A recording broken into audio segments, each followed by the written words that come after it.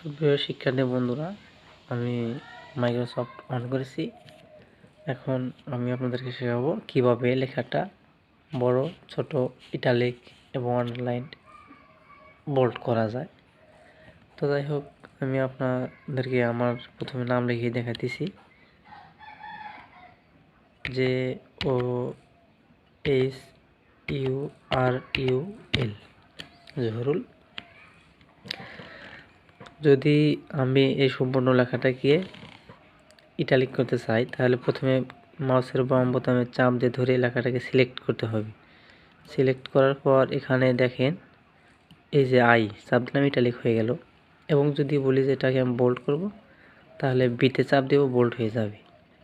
এবং যদি বলি যে লেখাটাকে কালার করব, তাহলে এই যে ডান পাশে দেখেন কালার দেওয়া আছে, এই যে এখানে চাপ দিলে আপনি অনেকগুলো কালার করে নিতে পারবেন।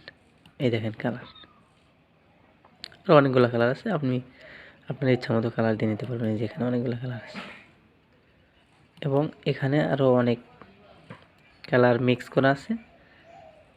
আপনি লেখায় কোন কালার রাখবেন সেটা এখানে দেওয়া আছে। তো বন্ধুরা, আপনি যদি চান যে এই লেখাটা আমি ইটালিক আছে, এখানকার 3টা লেখা ইটালিক্স আমি রাখবো না, 3টা লেখা অন্য স্টাইলে রাখবো, তাহলে ওটা করতে চাইলে প্রথমে আপনাকে এই 3টি লেখা সিলেক্ট করে নিতে হবে। সিলেক্ট করে নেওয়ার পর আপনি 4টি লেখা গেছে, এই 3টি লেখাকে সিলেক্ট করে 3টি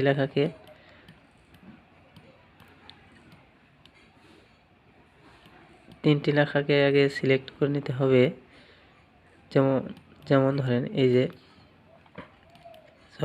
মাউসে কাজ করতেছে না, এই যে 3টি লেখাকে আগে সিলেক্ট করে নিলাম আমি। নেওয়ার পরে আপনি মাউসের ডান বোতামে চাপ দিবেন। মোটামুটি মাউসে খুব সমস্যা দেখা যাচ্ছে। যাই হোক, যদি আপনি এই 3টি লেখাকে ইটালিক না রাখতে চান, তাহলে সিলেক্ট করবেন। প্রথমে এই লেখাটাকে সিলেক্ট করে এই যে আয়ের চাপ দেবেন, তাহলে এটা লেখাটা ইটালিক থাকলো না। এবং যদি কোন যে এটা আমি বলেন যে এটা মানে আন্ডারলাইন আছে, আন্ডারলাইনটা আমি রাখবো না, তাহলে ইউতে চাপ দেবেন, দেখবেন ওটা আন্ডারলাইন ছেড়ে গেছে। এভাবে আপনারা আপনার পরবর্তী লেখাগুলো ইচ্ছামতো লিখে ইচ্ছামতো ডিজাইন করতে পারবেন। এবং এই যে যেমন যে আছে আমার এখানে, শুধু আমি যদি বলি যে যেটা আমি বোল্ড করে দেব, আরেকটু বোল্ড করে দেব, বোল্ট আছে, যদি বলি বোল্ট ছাড়িয়ে দেবো, মানে বোল্ট রাখবো না, তাহলে বিতে চাপ দিলে বোল্ট চলে যাবে। এবং যদি ইটালিক না রাখি, তাহলে আই চাপ দেব, তাহলে ইটালিক চলে যাবে। এবং যদি বলি যে আন্ডারলাইনটা রাখবো না, তাহলে ইউটে চাপ দেব, তাহলে আন্ডারলাইনে ছেড়ে যাবে।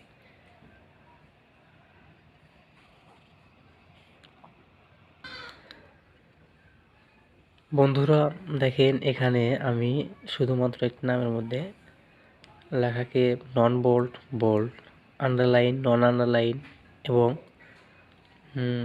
কালার অনেক কিছু পরিবর্তন করে দিয়েছি। তো আপনারা চাইলে আপনারা নিজের ইচ্ছা মতো একটি কালার, বোল্ড, ইটালিক, আন্ডারলাইন এটাকে সিলেক্ট করে কাজ করতে পারবেন আশা করি। তবে যদি কোনো সমস্যা থাকে, তাহলে আপনি কমেন্ট বক্সে জানাবেন, তাহলে আমি এটা একটা ভিডিওর মাধ্যমে আপনাদেরকে এটা সমাধান দেওয়ার চেষ্টা করব ইনশাআল্লাহ। সো আজকে আর কিছু বলছি না, সামান্য বিষয়টাকে নিয়েই কাজ সমাপ্ত রাখতেছি। সবাই ভালো থাকবেন ইনশাআল্লাহ। খোদা হাফেজ।